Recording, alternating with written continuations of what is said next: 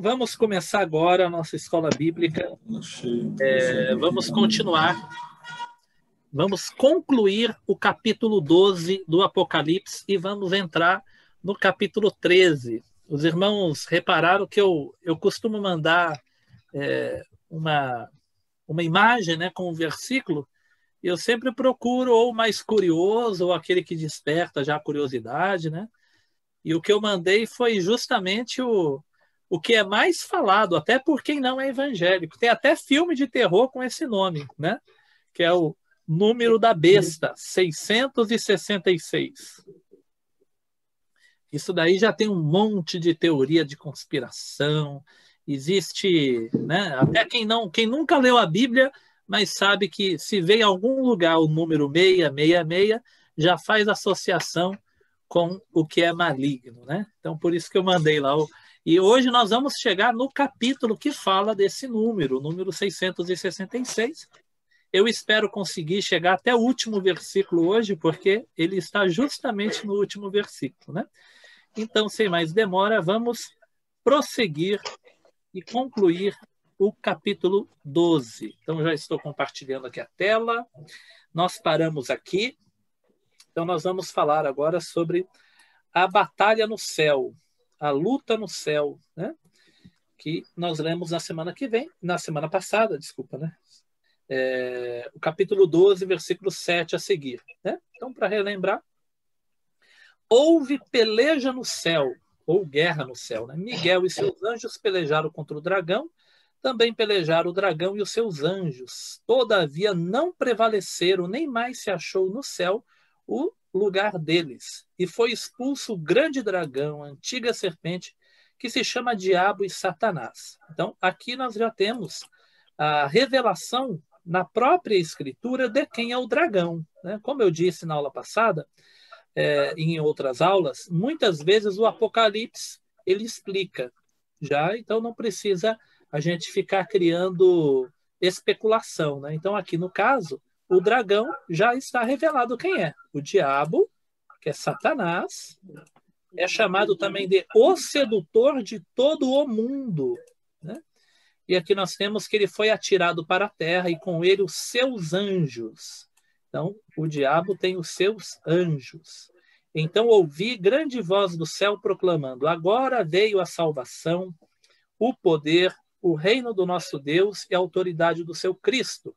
Pois foi expulso o acusador, outro nome aqui para o diabo, né? O acusador de nossos irmãos. O mesmo que os acusa, como se ainda fosse algo presente, né? De dia e de noite diante do nosso Deus. Esse versículo aqui a gente lembra de Jó. Lembra quando o diabo ele foi na presença de Deus e foi falar contra Jó, né? E falou para Deus, esse Jó aí, ele só te serve porque ele tem tudo de bom, né? Então, é o acusador. Eles aqui no plural, né? Eles quem? Deixa eu mudar a cor aqui, ó. Azul. Quem que são eles? Eles, os nossos irmãos, os que sofrem acusação. Eles, pois, o venceram. Como que eles venceram o diabo, o acusador, o sedutor, Satanás, o dragão? Olha quanto nome para o diabo, né? Como que nós vencemos o mal, né? Eles, pois, o venceram por causa do sangue do Cordeiro. Vocês já notaram também que Jesus constantemente é chamado no Apocalipse de Cordeiro, né? Vocês repararam isso? Como que o livro do Apocalipse gosta de chamar Jesus de Cordeiro, né? E por causa da palavra do testemunho que deram. Então, isso aqui, mais para frente, a gente vai recobrar isso daqui. E mesmo em face da morte, não amaram a própria vida. Por isso festejai os céus e vós que neles habitais. Ai da terra e do mar. Curiosamente, ó, terra e mar, querendo dizer o planeta inteiro, né? Pois o diabo desceu até vós, cheio de grande cólera, sabendo que pouco tempo lhe resta. Então, isso daqui está dentro de um contexto maior, né? Qual que é o contexto maior? Vocês se lembram lá do versículo 6? Então, para a gente relembrar, olha, Isso daqui está ligado ao versículo 6, que foi quando o diabo perseguiu a mulher, né? Mas a mulher fugiu para o deserto e foi protegida, né? Então, é como se tivesse acontecido o quê? Se a gente fosse pegar, que é o que eu sempre peço, né? Que a gente faça a leitura do capítulo tentando visualizar toda a cena, né? Então, o que a gente teria que visualizar? O dragão esperando a mulher dar à luz para devorar a criança. Mas ele não consegue, porque a criança é arrebatada, é tomada e é levada para junto do trono de Deus, né? Olha lá. O filho foi arrebatado até o trono de Deus, para Deus até o seu trono, né? E aí, então, a ideia é que o filho subiu, foi arrebatado. E a mulher fugiu para o deserto, onde ela é protegida. O que acontece na sequência? Uma luta no céu, né? Entre o diabo, o dragão e Miguel, né? Houve peleja no céu. Então, essa é a sequência. Então, a ideia, se a gente pegar só o texto direto, sem fazer pausa, a perícope, né? Ou seja, a passagem inteira, a gente teria que visualizar algo desse tipo, né? O diabo queria matar o menino, não conseguiu, o menino foi levado para o céu e o diabo é como se ele fosse para o céu e aí ele se encontra com Miguel e tem uma luta no céu. Vamos lá. Como que nós vamos entender essa passagem, né? Então, essa passagem aqui, ela vai nos trazer algumas dificuldades, né, para interpretar. Essas dificuldades devido às possibilidades, né? Então, quando que aconteceu essa batalha no céu? Ela já aconteceu? Ela está acontecendo? Ou ela vai acontecer? Percebe? Né? Então, muitos comentaristas encontraram nessa passagem a queda original de Satanás, quando o diabo tentou se levantar contra Deus, né, tomar, como a gente escuta, né, em muitas mensagens, tomar o trono de Deus, se rebelar contra Deus em seu orgulho, e ele foi vencido e derrotado, né? E ele fez uma rebelião enganando anjos, até mesmo anjos celestiais foram enganados pelo sedutor. O nome do diabo é o sedutor, né? É aquele que seduz, é aquele que tem uma lábia muito boa para convencer até anjos, olha só, né? Mas quando que isso aconteceu? Essa cena do Apocalipse 12, será que é a cena da queda original de Satanás? Será que é a cena de algo que ainda acontece ou seria algo futuro? Ok? Então, como eu disse, e aqui é o cuidado, né? Aqui é o cuidado. O que a Bíblia afirma categoricamente é fácil a gente dizer, é isso. O que a Bíblia não diz, muitas vezes, é especulação, e eu tenho muita ressalva com especulação. Quando é para especular, eu digo, é uma especulação, ela é bem-vinda, né? A Bíblia permite, Jesus falou para examinar as Escrituras, examinar é isso, é você olhar os detalhes, você buscar as possibilidades, você olhar os possíveis significados e as suas relações, né? Mas respeitar até onde vai a nossa compreensão e até onde é a verdade definitiva e revelada. Por quê? Nós vamos ter justamente essas três possibilidades, e aí eu digo para vocês qual que seria que se encaixa melhor. Uma referência que é interessante é Miguel, né? Quem é Miguel? Miguel é o único dos dois anjos bíblicos citados pelo nome, né? Na Bíblia, apenas dois anjos são chamados pelo nome, que é Miguel e Gabriel. São os dois únicos anjos que na Bíblia nós encontramos o nome, Miguel e Gabriel. Então, muito cuidado, tá? Tem crente que às vezes não lê a Bíblia e acha que, por exemplo, Rafael é o nome de um anjo, né? Acha que tem alguns outros anjos por aí. Até pode ser que exista, mas na Bíblia só esses dois são denominados, né? Os outros anjos não é dito o nome. Existe material apócrifo. O que é o material apócrifo? São livros que não fazem parte da Bíblia Sagrada, que foram escritos por volta dessa época, que tem o nome de outros anjos. Tá? mas não são livros da revelação divina. Então, não dá para ter certeza se seria o nome de outros anjos ou não. Mas Miguel é um dos anjos nomeados. E quem é Miguel? No livro de Daniel, está escrito que Miguel é o príncipe de Israel que se levanta para defender o seu povo. Né? Está lá em Daniel, eu grifei aqui de amarelo, ó. Miguel é descrito em Daniel como um dos primeiros príncipes, como se fosse um dos anjos mais importantes. Ele é chamado por Daniel o vosso príncipe, o príncipe dos judeus. Né? E relata-se a Daniel, e naquele tempo, seria o tempo do fim, se levantará Miguel, o grande príncipe que se levanta pelos filhos do seu povo. Olha que interessante.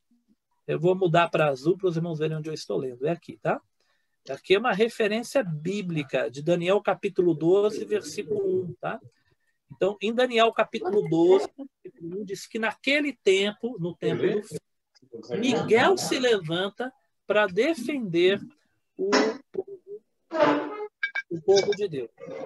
Okay? Depois da Bíblia, né?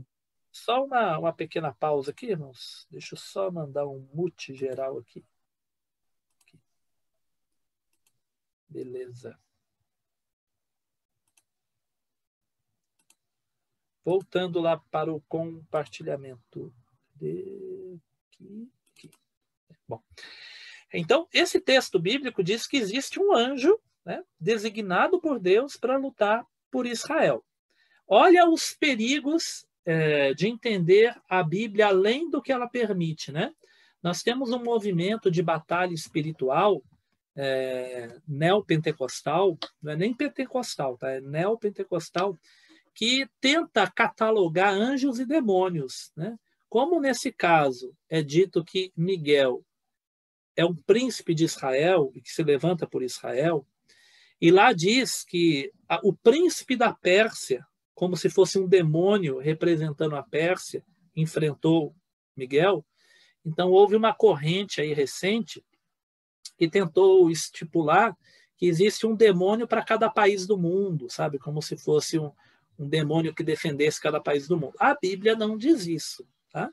Então, muito cuidado, porque eles enxergaram nesse texto uma abertura que a própria Bíblia não diz, tá?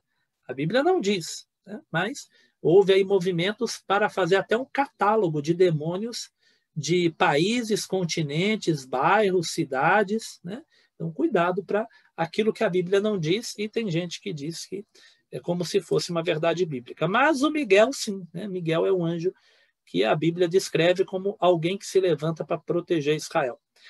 Isso já nos fortalece a ideia de que esse evento do dragão lutando contra Miguel provavelmente seja no tempo futuro. Provavelmente é algo que ainda vai acontecer. Olha que interessante, né? Por que eu estou dizendo isso, né? Veja só, prestem atenção, hein? Eu não estou dizendo que o diabo não fez rebelião no céu no passado e não foi vencido, né? O que eu estou dizendo é que nesse caso aqui, muito possivelmente a referência é algo futuro. Aí você vai me perguntar, mas o diabo ainda vai estar no céu? Porque diz o texto que ele lutou no céu, foi vencido e jogado na terra, não é isso? Isso, né? Mas olha como Paulo descreve os demônios, né? Eu coloquei aqui duas referências, mas tem outras também, tá? Em Efésios, capítulo 6, versículo 12, é bem conhecido esse texto, Paulo diz que a nossa luta não é contra a carne e o sangue, e sim contra. Aqui ele vai elencar forças demoníacas, tá?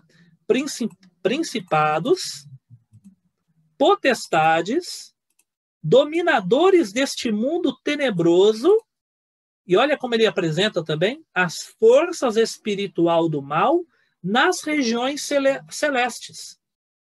Região celeste não é o trono de Deus, tá? Região celeste, a gente pode entender o céu. O diabo, nesse texto, que nós lemos aqui do Apocalipse 12, ele luta no céu. É como se fosse no espaço, tá? No céu, ele luta no céu. Aí alguém poderia imaginar que se refere à queda original de Satanás, mas não necessariamente. Porque ainda hoje, olha, na época de Paulo, quando ele escreve Efésios, na época de Paulo, então, ainda hoje, as forças do mal atuam não só na terra, mas atuam também no ar, no céu, no espaço.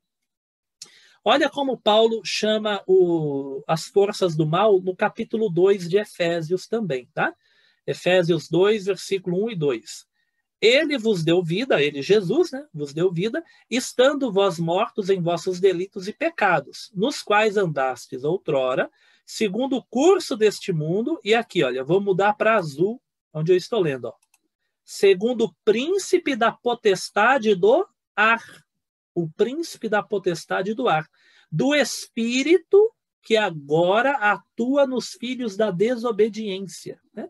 E tem outras passagens também. Então, o apóstolo Paulo ele já se referia a demônios, a seres malignos, como agindo no céu. Mas quando diz céu, é região celeste. Não vai pensar assim, os demônios estão lá no trono de Deus, não é isso, tá? Então, região celeste ou potestade do ar é a ideia da luta no céu, né? Na passagem do Apocalipse, na passagem de Daniel, quando Gabriel chega com uma mensagem para Daniel, ele diz assim, ó, desde o primeiro dia que você orou, a sua oração foi ouvida. Mas o príncipe da Pérsia, que seria um demônio, interpôs e me impediu de chegar até você, né? E aí Deus enviou Miguel para pelejar. Então, naquela passagem também acontece algo parecido, como se fosse uma luta no céu entre forças de Deus e forças malignas, né? E aí nós vamos ter as três possibilidades, tá? As três possibilidades aqui, e eu digo qual que eu acho mais coerente, né? Foi pensado que essa luta no céu seria pré-humana. O que é pré-humana? Antes da criação do homem, que seria na queda de Satanás, tá? E aqui tem uma referência a Judas, versículo 6.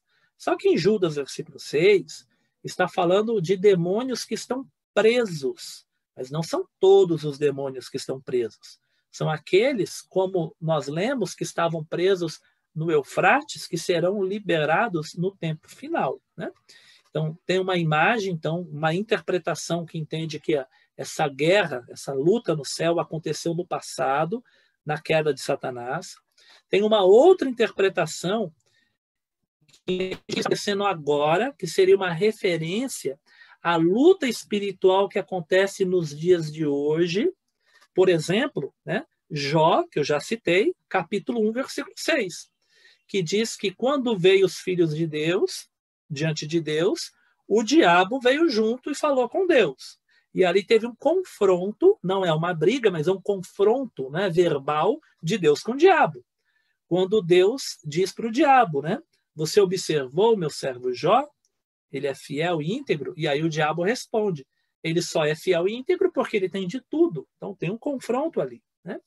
E depois que o diabo é autorizado a trazer o mal sobre Jó, Jó ainda é fiel e o diabo retorna na presença de Deus e fala que Jó ainda era fiel porque não estava doente. Mas se ele sofresse no seu corpo físico, ele iria blasfemar.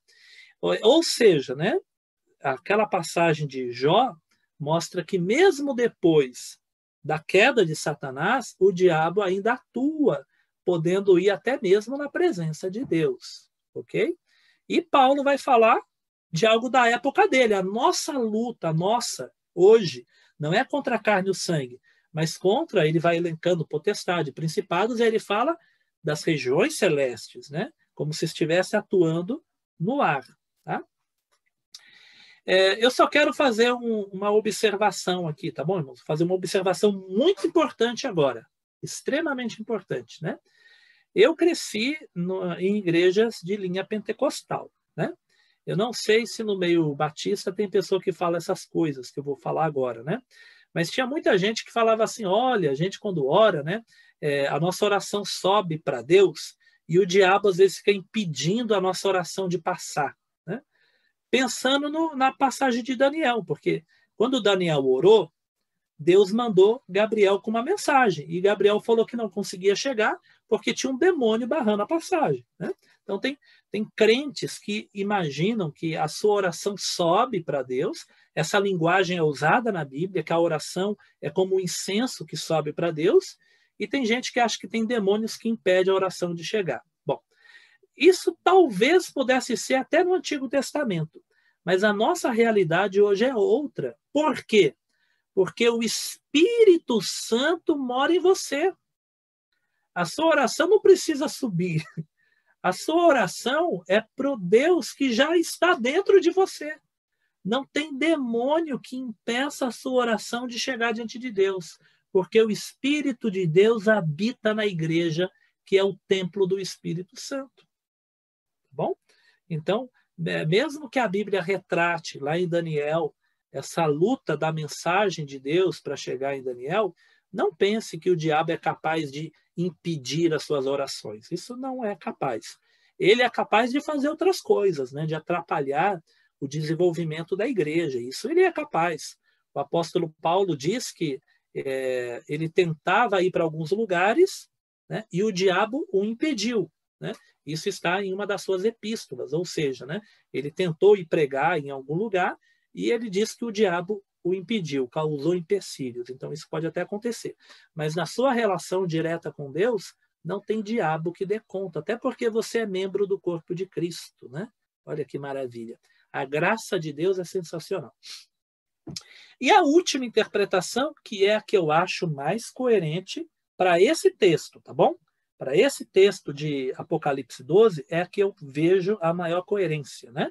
Mas a referência específica nessa passagem em Apocalipse parece ser a expulsão de Satanás do poder no fim dos tempos. No fim dos tempos.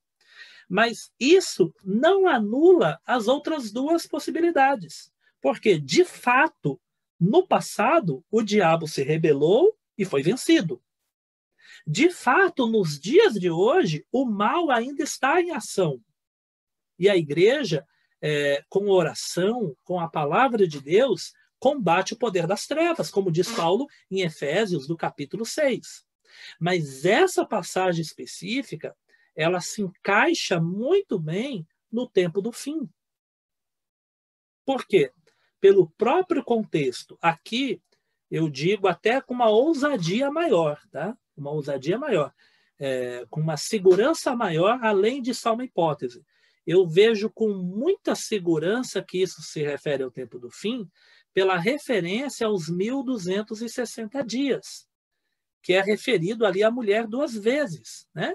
Ou seja, mostrando aquele período de 3 anos e meio, de 42 semanas, ou de 1260 dias, que especifica o momento da grande tribulação.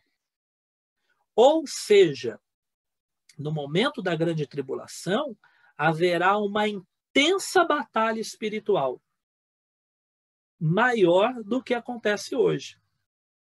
Tanto que é dito, ai de quem habita na terra, pois o diabo desceu até vocês com muita fúria. Né? Aí nós temos Jesus falando que ele viu Satanás caindo do céu. Lembra disso? Né? Jesus disse em Lucas capítulo 10, versículo 17 ao 20, ele disse que viu Satanás caindo do céu como um relâmpago. Mas mesmo naquela passagem, quando que foi que Jesus viu o diabo cair do céu? A maioria das pessoas entende que foi a queda original de Satanás, né?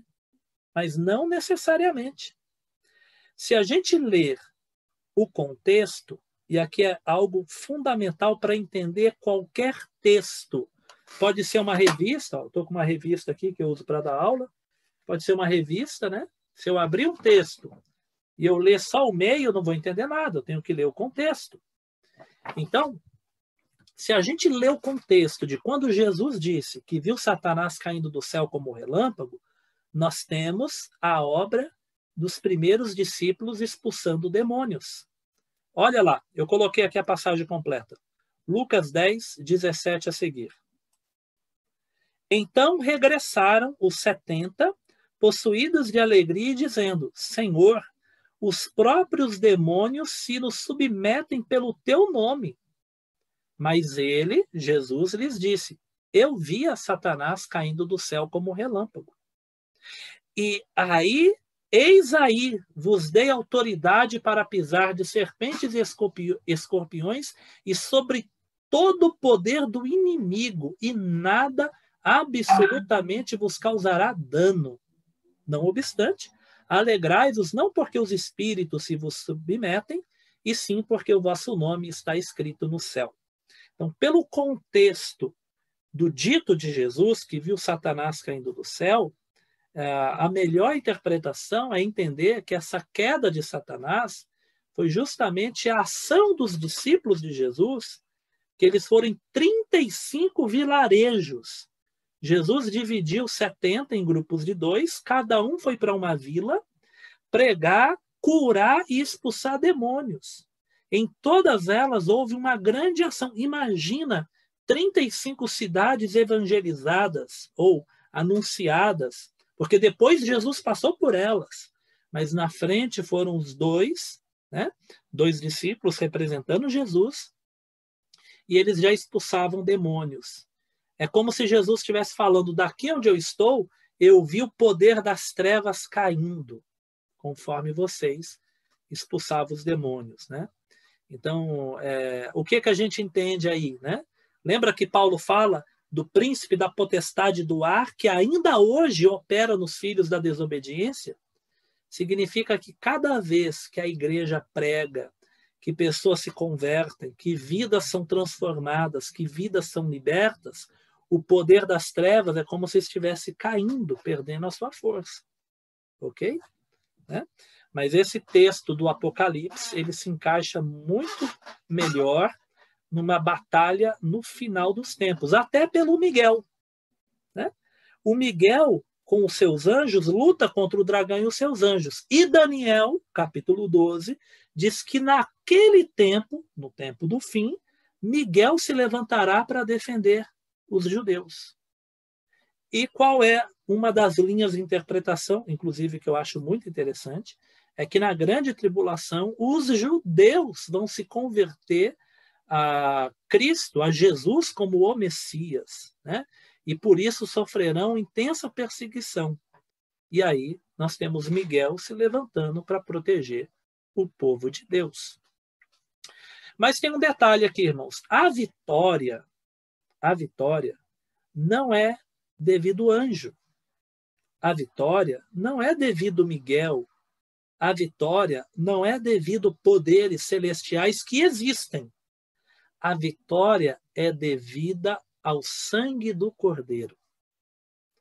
Olha como diz o texto: eles o venceram por causa do sangue do Cordeiro, por causa da palavra do testemunho que deram, e mesmo diante da morte, não amaram a própria vida. Então, como que o dragão é vencido? Pelo sangue do Cordeiro. Por quê? O dragão, como que o dragão vence? O dragão vence quando ele acusa e prevalece. Quem que é o dragão? O acusador dos irmãos. Lembra de Jó?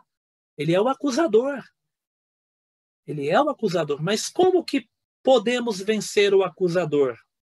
Eliminando a acusação. Né? Eliminando a acusação. E, de fato, o nosso acusador, ele tem do que nos acusar. Ele tem. Mas acontece que as nossas dívidas foram cravadas na cruz. E isso é maravilhoso. Por isso que só diante do sangue do Cordeiro nós vencemos o dragão.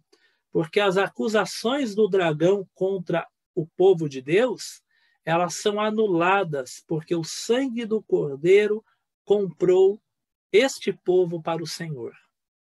Por isso que eles o venceram, devido ao sangue do Cordeiro, o sacrifício de Jesus.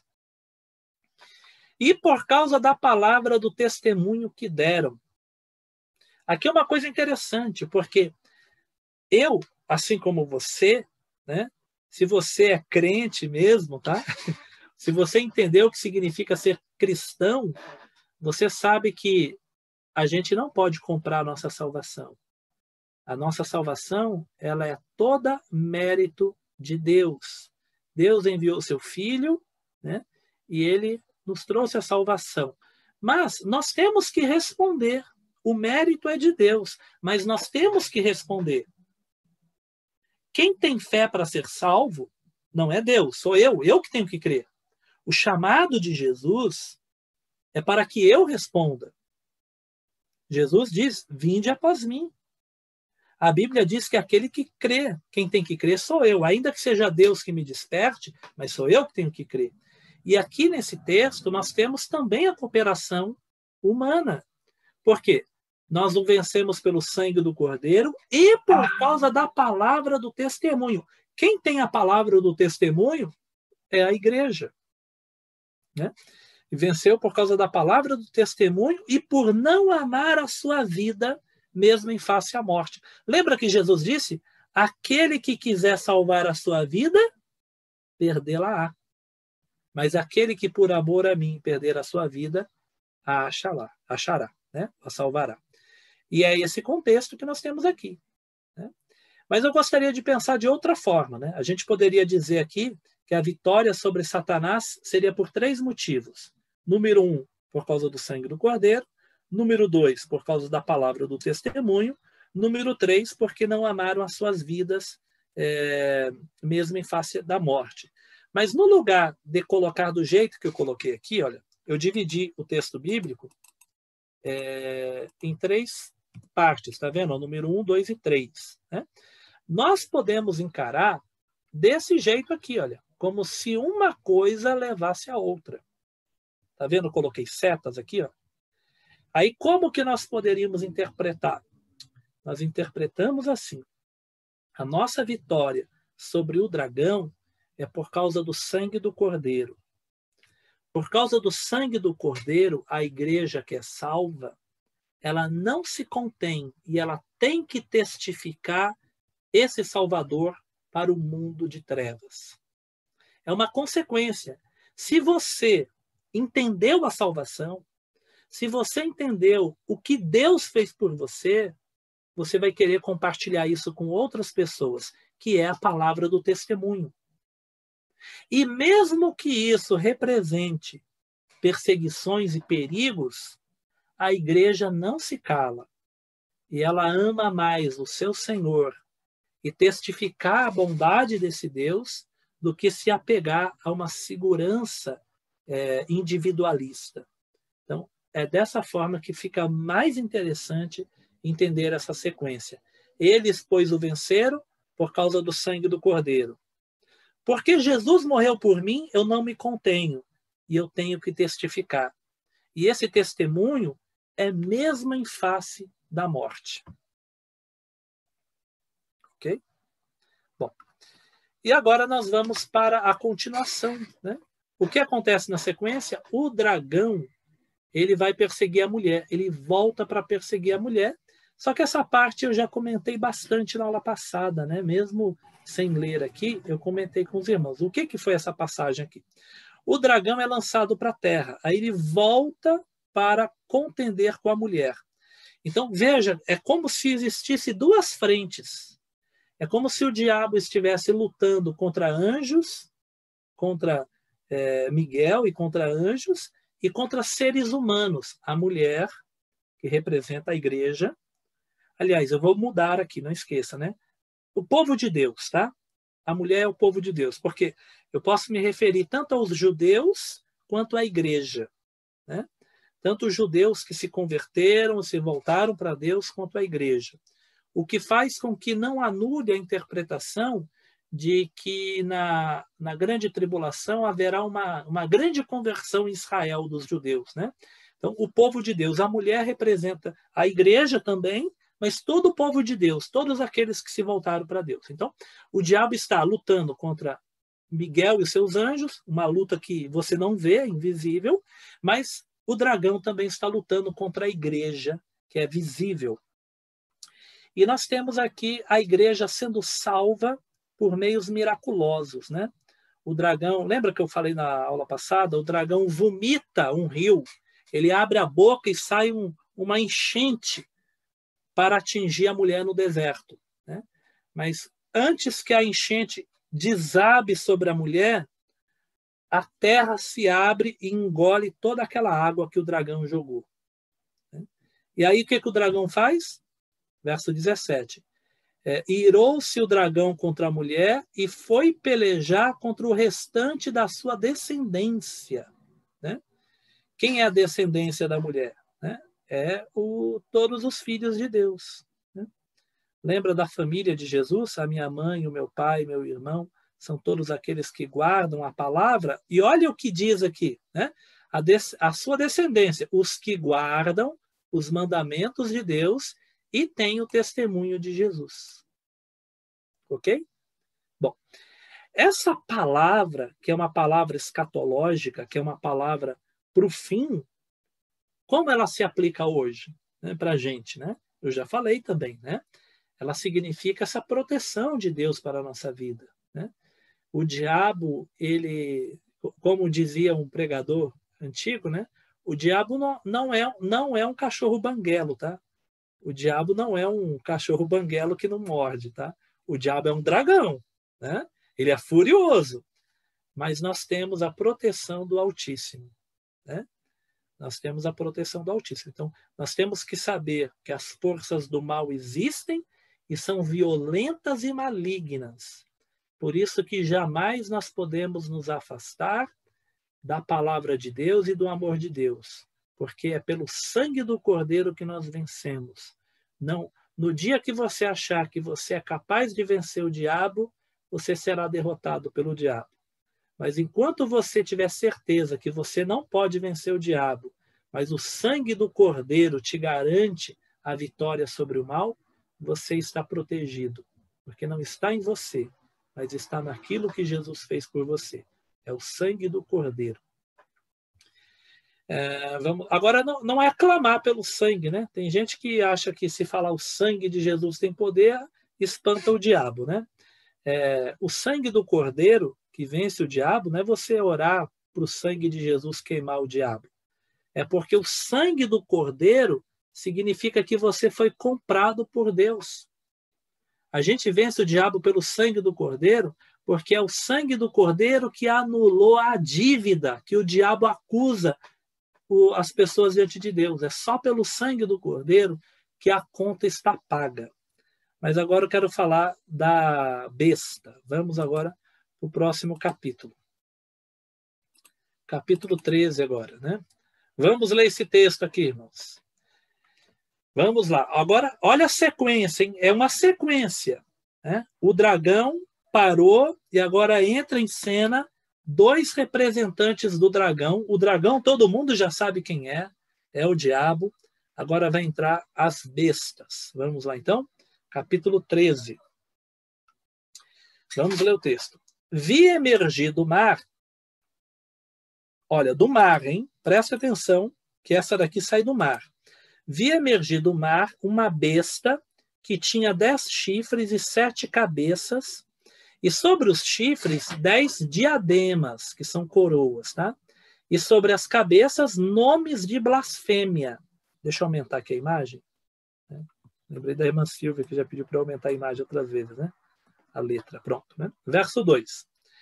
A besta que vi era semelhante a leopardo, com pés como de urso e boca de leão. Você consegue imaginar esse animal híbrido, irmãos? Apocalipse é um alto exercício de imaginação, tá?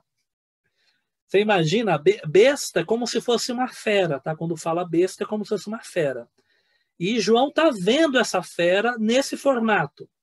Parece um leopardo, tem patas de urso e boca de leão.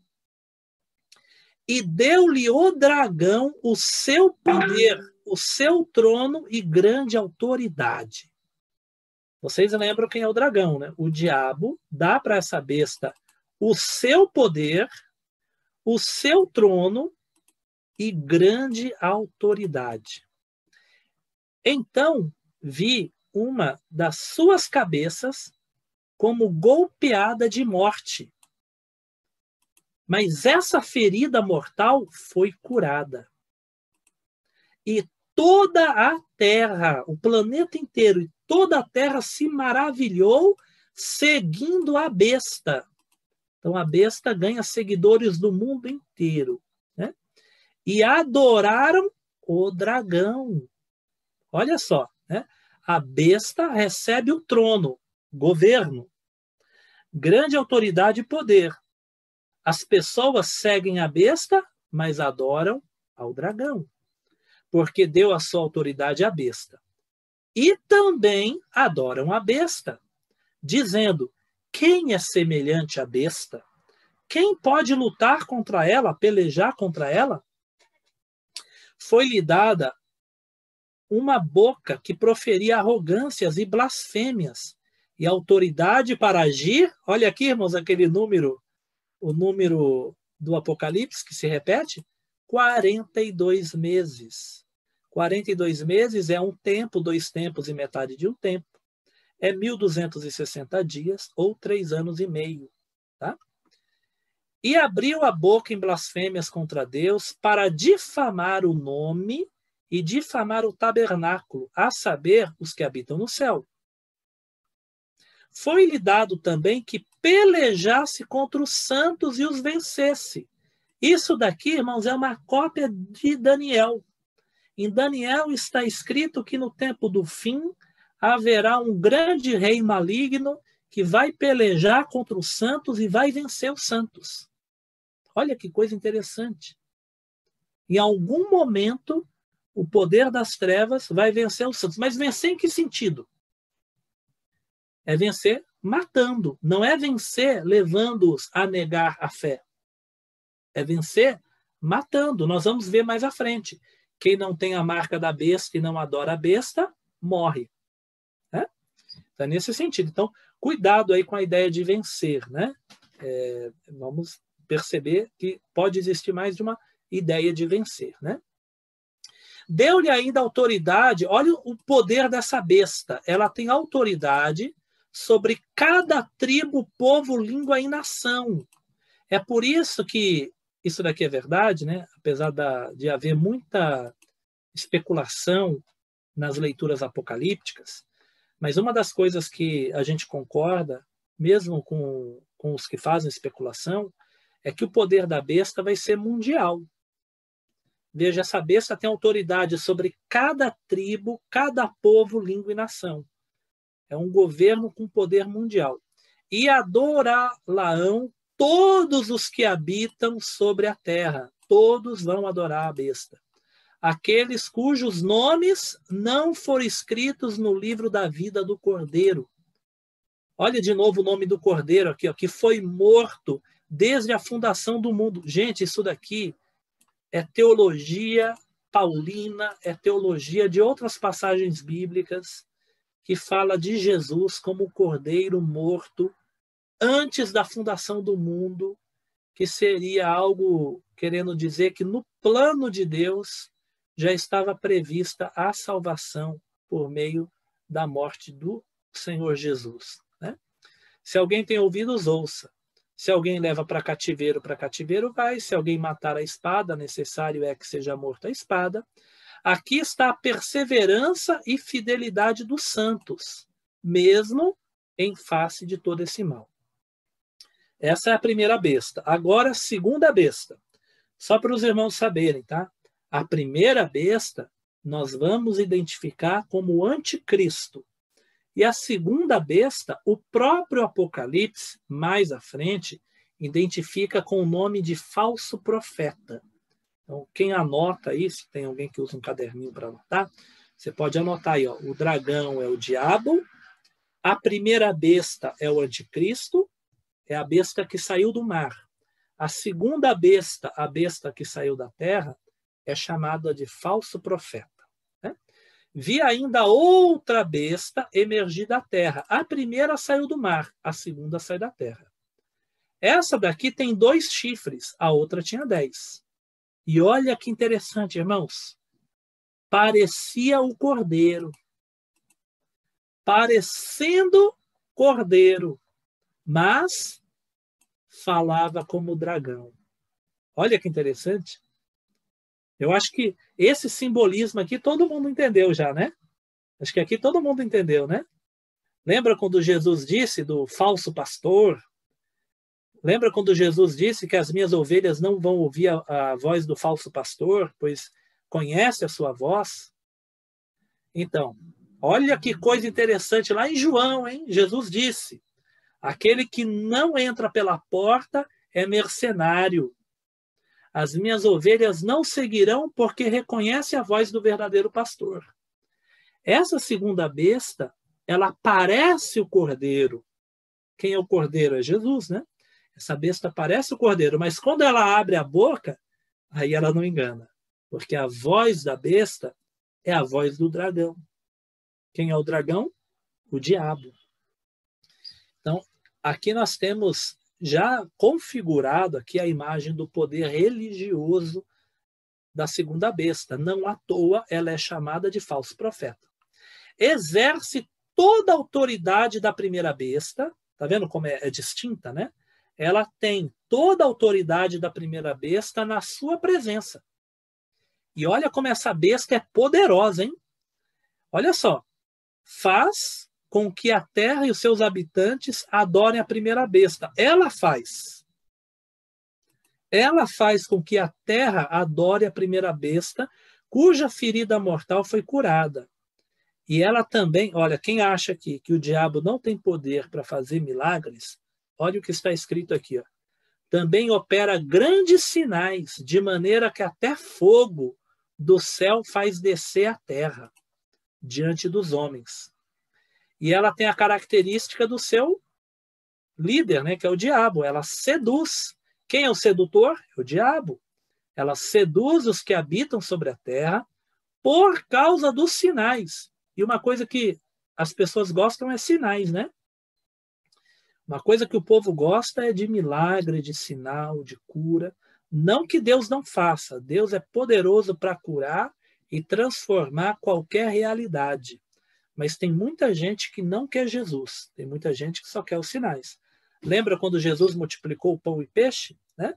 Depois a multidão foi atrás de Jesus e Jesus falou: vocês estão atrás de mim, não pela palavra que eu vos tenho falado, mas porque eu multipliquei o pão e o peixe. Tem muita gente que quer o pão e o peixe, mas não quer Jesus, né? É o que aconteceu lá em João, no capítulo 8, se não me engano, né? 6 ou 8. Por causa dos sinais que lhe foi dado executar diante da besta, dizendo aos que habitam sobre a terra que façam uma imagem à besta. Aquela que, ferida a espada, sobreviveu. E foi-lhe dado comunicar fôlego à imagem da besta, para que não só a imagem falasse, mas como fizesse morrer quem não adora a besta. Olha aí, irmãos, né?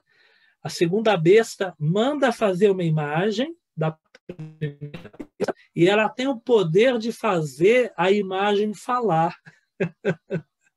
Irmãos, eu já fui de 3 igrejas, tá? Eu me converti com 12 anos, né? Na Igreja Deus e Amor. Tenho um testemunho muito bonito, que Deus me curou, de fato. Fiquei internado, sofri queimaduras gravíssimas, né? E minha mãe começou a buscar a Deus. Lá na Igreja Deus e Amor eu fui curado, meu pai também.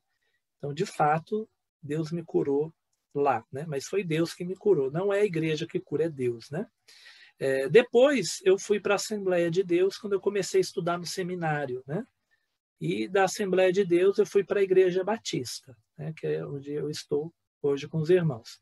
Por que eu estou lembrando disso, né? Porque a Igreja Deus e Amor é uma igreja, nos usos e costumes, ela é bem radical, né? E é uma igreja que até hoje proíbe as pessoas de assistirem televisão.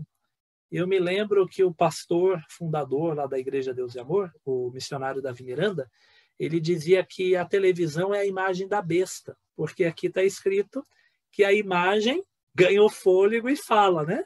Então ele dizia, tá vendo? A televisão é a imagem da besta, né?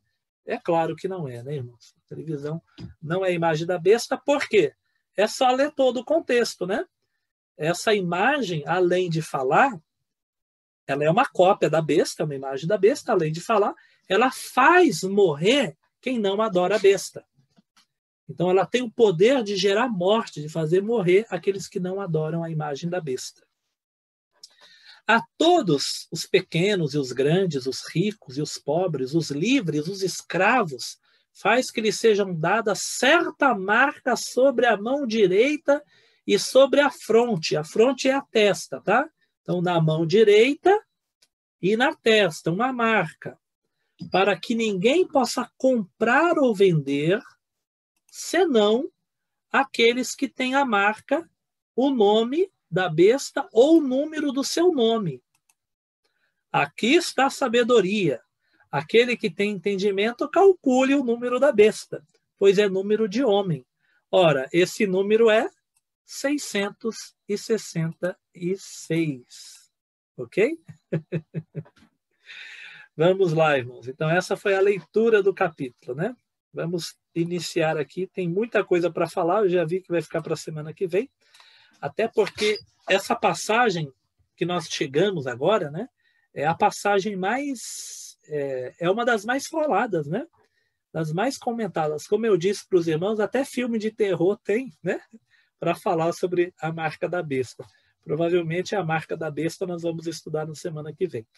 Mas vamos começar na introdução pensando no seguinte. O capítulo 12 e 13, eles estão unidos. Vocês repararam? O 12 e o 13 estão unidos pelo dragão. O dragão faz a união dos dois capítulos. Por quê? Olha que interessante. No capítulo 12, a personagem principal é a mulher e o dragão. É a luta entre a mulher e o dragão. Mas o dragão, ele domina a cena, mais que a mulher. Porque o dragão, ele luta com a mulher, ou ele persegue a mulher, o dragão luta com Miguel, e o dragão luta contra a descendência da mulher. Então, o dragão, ele vai estar aparecendo em várias frentes no capítulo 12, que é o diabo. No capítulo 13, o dragão não aparece, mas aparece os agentes do dragão. A primeira besta e a segunda besta, eles receberam poder do dragão. Então, no primeiro capítulo, no caso o capítulo 12, fala do dragão. O capítulo 13 fala dos agentes do dragão, que é a besta que subiu do mar e a besta que subiu da terra. Para a nossa compreensão, eu achei legal fazer o seguinte, irmãos. Eu separei aqui os versículos bíblicos que falam do anticristo, tá? Então, vamos ler aqui alguns versículos bíblicos, vamos só ler, tá? Alguns versículos bíblicos que falam do anticristo. Então, a gente tem que partir da onde, né? Eu vou fazer diferente, tá? O nosso estudo é do livro do Apocalipse. Mas, nesse ponto, eu vou levar para outros caminhos além do Apocalipse, tá? Eu vou primeiro apresentar para os irmãos quem é o anticristo, né? Que a gente vai identificar com a primeira besta. Então, eu vou partir da ideia da gente ler ou conhecer os versículos que falam do anticristo.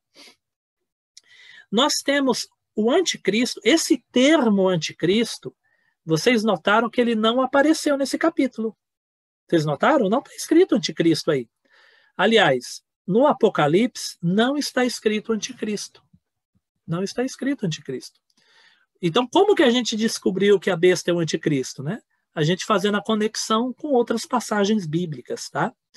Aonde que existe o nome anticristo? O nome anticristo, ele só aparece nas epístolas de João. O nome anticristo só aparece nas epístolas de João.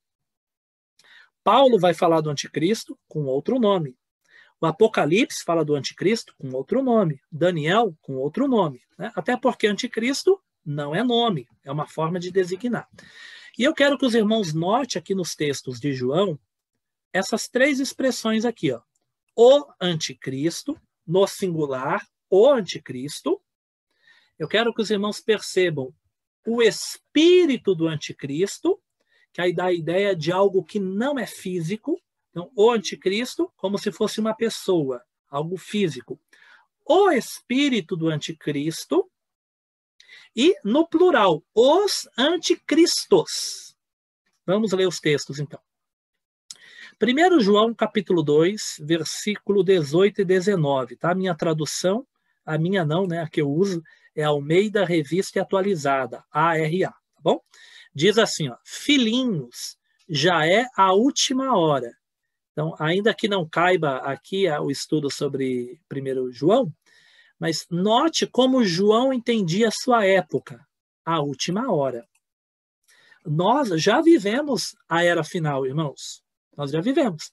Talvez nós não estamos vivendo, né, o período da grande tribulação, mas desde que Jesus subiu ao céu, nós já vivemos a última hora. Pedro, ele já disse isso quando traduziu Joel, capítulo 2, de forma diferente, quando ele disse que as pessoas que estavam falando naquelas línguas diferentes, né, lá no Atos 2, ele falou que isso era o que disse o profeta Joel, que há de ser que nos últimos dias. Então, Pedro já falou, o que está acontecendo aqui é os últimos dias. E nós temos agora João falando que já era a última hora. Filhinhos, já é a última hora. E como ouviste que vem, é futuro, vem, vocês ouviram que ele vem. Vem quem? Vem o anticristo. Também agora presente, agora muitos anticristos, no plural, têm surgido. Vocês viram aqui que ele apresenta duas ideias? Ele fala assim, filhinhos, vocês já ouviram que vai vir o anticristo, mas já agora muitos anticristos têm surgido. Então, nós temos aqui em João a verdade que já existe pessoas agindo, desde a época de João, no espírito maligno do anticristo, já agindo como que preparando o caminho para o anticristo. Tá? Pelo que conhecemos que é a última hora. Lembra na aula passada que eu usei aqui uma fala do pastor Luiz Saião, que ele disse que leu livros de vários lugares, ele descobriu como que as pessoas identificam o anticristo, né? E aí ele falou que nos Estados Unidos, eles falam que o anticristo vai vir da Europa, na América Latina fala que vai vir dos Estados Unidos, no Brasil fala que é o Papa, na Europa fala que vai ser do islamismo, cada lugar fala que é de um lugar diferente, né? E aí o irmão Celso até brincou, né? Depois falando que o inimigo sempre vem de fora, né? Nunca de dentro, né? Mas olha que curioso, João, ele fala que esses anticristos saiu da onde? Eles saíram do nosso meio. Olha que coisa! Saíram daqui da igreja de João, saíram do nosso meio. Entretanto, não eram dos nossos, porque se tivessem sido dos nossos, teriam permanecido conosco. Todavia, eles se foram para que ficasse manifesto que nenhum deles é dos nossos.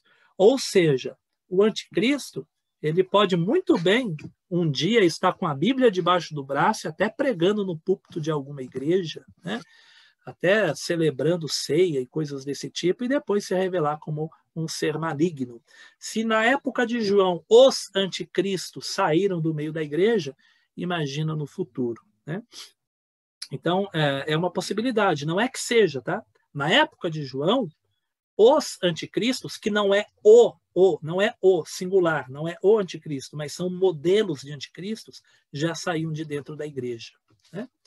Agora, 1 João 2:22. Quem é mentiroso, senão aquele que nega que Jesus é o Cristo? Este é o anticristo, o que nega o Pai e o Filho. Então, João aqui estava enfrentando uma heresia naquela época que negava algumas coisas sobre Jesus. Negava que Jesus é o Cristo, é o Salvador. Negava que Jesus foi um ser humano e físico. Dizia que Jesus só veio em espírito. Né? Então, João enfrentava algumas heresias. E João dizia que essas heresias eram marcas do anticristo. Tá? Ou seja, né, ele pode até falar de Deus, mas ele vai ter marcas de heresias. E agora, 1 João 4, 1-3, que eu acho extremamente interessante esse texto. Né? 1 João 4, 1-3. Amados, não deis crédito a qualquer espírito. Antes, provai os espíritos se procedem de Deus, porque muitos falsos profetas têm saído pelo mundo afora. Nisto, reconheceis o Espírito de Deus. Todo espírito que confessa que Jesus veio em carne é de Deus. Essa era a heresia que João combatia, tá? Na época de João, tinha pessoas que diziam, por influências gregas, que o corpo físico, que a carne é má. E tem crente que repete isso hoje, tá? Tem crente que fala assim, está na carne, como se fosse o corpo físico, né? Quando Paulo fala está na carne, Paulo está se referindo à natureza pecaminosa. E tem crentes que entendem que as atividades físicas são pecaminosas e acham que a carne não presta para nada. Mas o corpo foi feito por Deus. Nós vamos ressuscitar e o nosso corpo vai ressuscitar, mas será transformado. Jesus veio em carne. A carne, o corpo físico, ele é bom, ele não é mau. E na época de João tinha gente que combatia a possibilidade de Deus se encarnar, né? Então essa era uma das heresias que João enfrentava. Verso 3. E todo espírito que não confessa Jesus não procede de Deus. Pelo contrário, este é o espírito do anticristo, a respeito do qual tendes ouvidos que vem, futuro, ele vem. E presentemente já está no mundo. Quem está no mundo? O espírito do anticristo. Quem vai vir ainda? O anticristo. Quem já atuava na época de João? No plural, os anticristos. E o espírito do anticristo já estava atuando, mas o anticristo vem, futuro, ele ainda vai surgir. Essas são... e tem mais uma aqui, segundo João, verso 7, tá? Segundo João, é aquele livro da Bíblia pequenininho, que uma vez eu vi um pastor dizendo que parece um bilhete de geladeira, né? Porque é tão pequenininho, né, que é menor que uma página, né? Parece dá para colar na porta da geladeira, né? 1º e 3º João.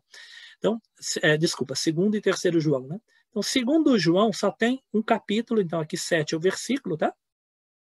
Porque muitos enganadores têm saído pelo mundo afora, os quais não confessam Jesus vindo em carne.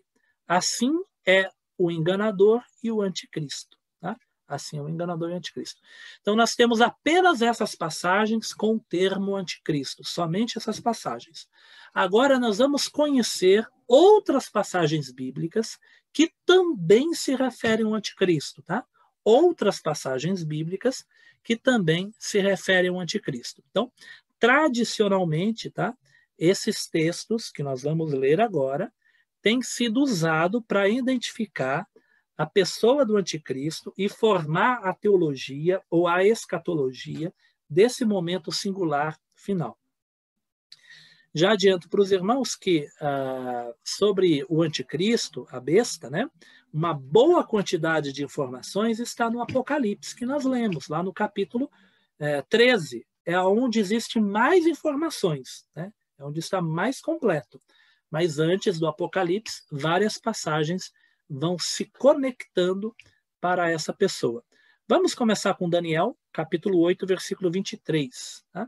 Em Daniel tem outras passagens. Tá? Aqui eu estou colocando algumas. Existem outras passagens. Daniel 8, 23. Mas no fim do seu reinado, quando os prevaricadores acabarem, levantar-se-á um rei de feroz catadura e especialista em intrigas. Esse aqui é o anticristo. Tá? É o rei de feroz catadura. É um rei sisudo, de cara feroz. Tá? É a besta, tá vendo? Né? No sentido de ser alguém inflexível, né? Alguém radical. Né? Será que vai ser de uma origem militar? Será que vai ser de uma origem... Ele tem feroz cara, né? É alguém sisudo, alguém firme nas decisões malignas. E especialista em intrigas, causar intrigas. Como que o diabo é chamado de sedutor, né? E a segunda besta também seduz, né? Então ele faz intriga. Grande é o seu poder, mas não por sua própria força. Lembra lá no Apocalipse que nós lemos que a besta recebe a autoridade do dragão? Né? Então, grande é o seu poder, mas não por sua própria força. Causará estupendas destruições, prosperará e fará o que lhe aprouver. É o que a gente leu agora em Apocalipse 13. Né? ele mata, ele faz descer fogo do céu, ele faz um monte de coisa. Destruirá os poderosos e o povo santo. Olha aqui, igualzinho que nós lemos agora, né? Que vai vencer os santos. Nós não lemos aqui no Apocalipse 13 que ele vai vencer os santos? Vencer os santos é a perseguição intensa que ele vai promover, né? E nós lemos que ricos e pobres, grandes e pequenos, os poderosos só vão ter liberdade com a marca da besta. Então, o anticristo, de fato, terá esse grande poder, e aqui em Daniel nós identificamos com essa mesma pessoa. Por sua astúcia, nos seus empreendimentos, fará prosperar o engano. No seu coração se engrandecerá e destruirá muitos que vivem despreocupadamente. Levantar-se-á contra o príncipe dos príncipes. Esse é Jesus, né? Vai se levantar contra o príncipe dos príncipes. Mas olha o destino aqui do anticristo. Mas será quebrado sem esforço de mãos humanas. Mas será quebrado sem esforço de mãos humanas. Um dos textos mais usados para falar do anticristo é os textos de Tessalonicenses. Vamos ler agora que Tessalonicenses tem alguns nomes para o diabo. Aliás, para o anticristo, tá? Não para o diabo, para o anticristo. Paulo desenvolve bem essa teologia, tá? E ele escreve o seguinte: irmãos, no que diz respeito à vinda de nosso Senhor Jesus Cristo e à nossa reunião com ele, nós vos exortamos a que não vos demovais da vossa mente com facilidade, nem vos perturbeis, quer por espírito, quer por palavra, quer por epístola, como se procedesse de nós. Então, Paulo está falando da vinda de Jesus, da volta de Jesus e da nossa reunião com ele. Supondo que tenha chegado o dia do Senhor. Então, Paulo está falando, ainda não chegou, tá? O dia da volta do Senhor ainda não chegou. Ninguém de nenhum modo vos engane, porque isto o quê? A vinda do Senhor e a nossa reunião com ele, né? Isto não acontecerá sem que primeiro venha a apostasia. A apostasia é um período de grande ausência da fé verdadeira, da fé genuína, ok? E seja revelado, seja mostrado quem? O homem da iniquidade, o filho da perdição.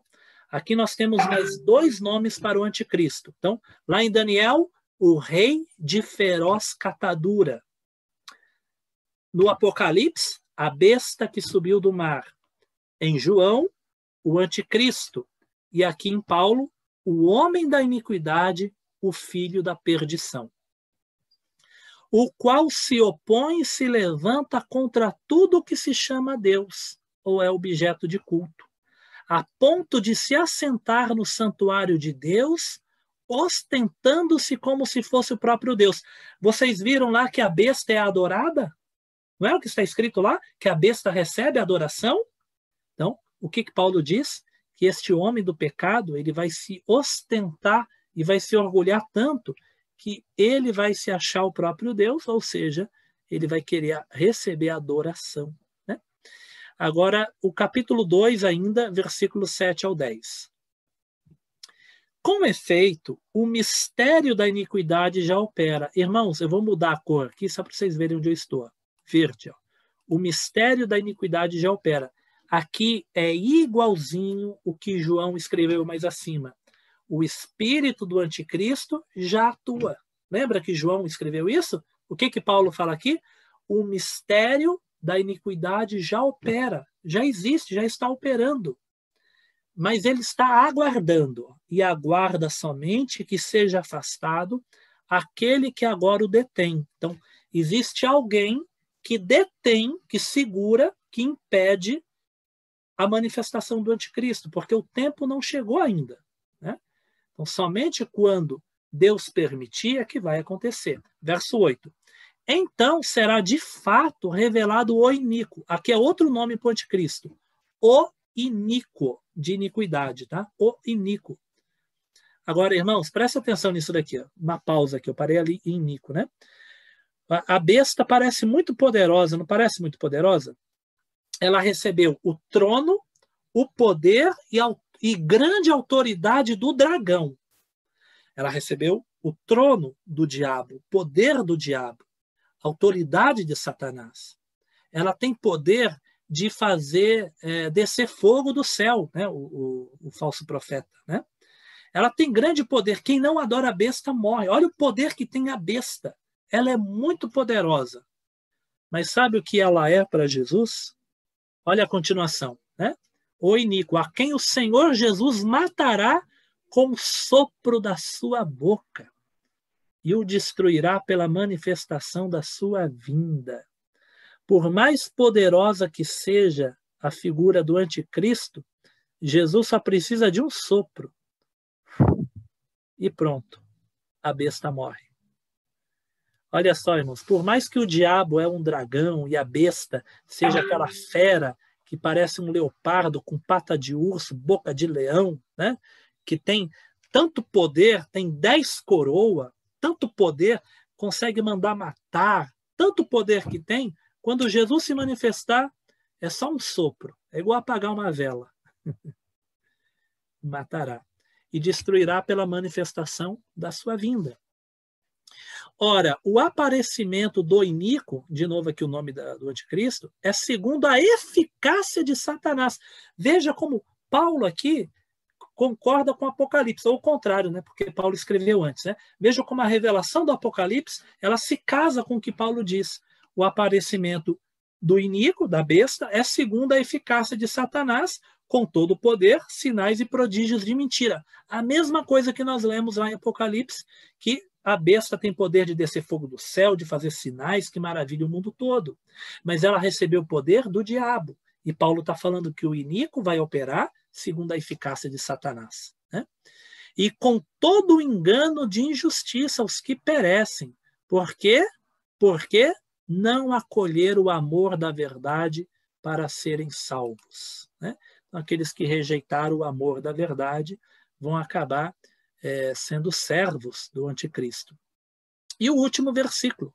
Esse versículo aqui, nem todo mundo percebe, mas muita gente, muitos teólogos enxergaram nele uma visão do anticristo, tá? João capítulo 5, versículo 43. Nem todo mundo enxergou.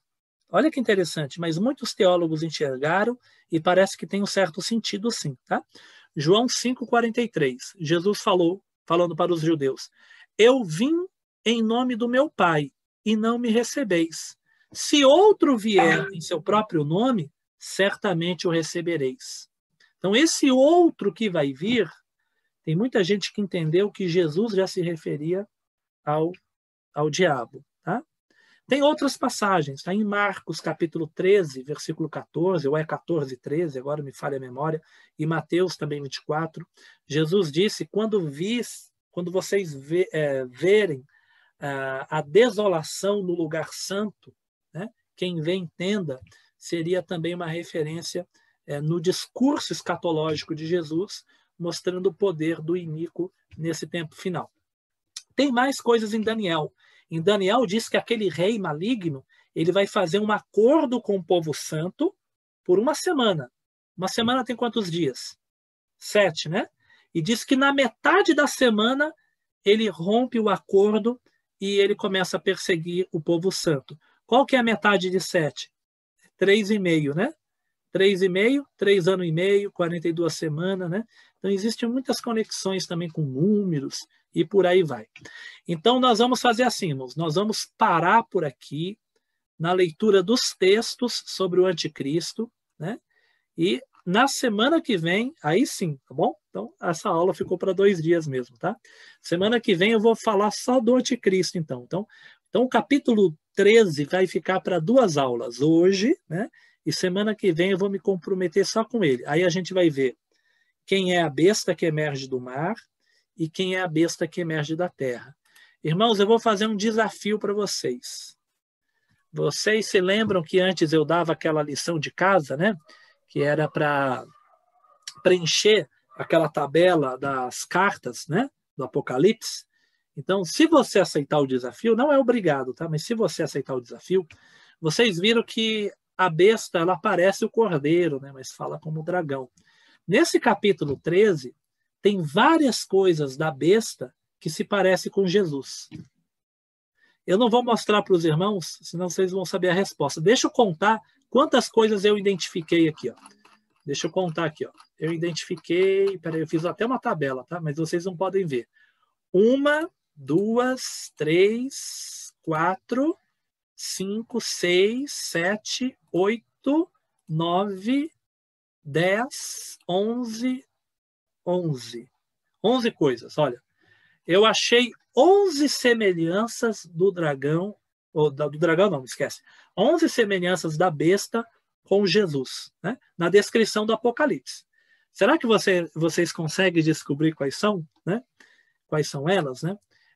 O que tem ali na descrição desse capítulo, no capítulo 13?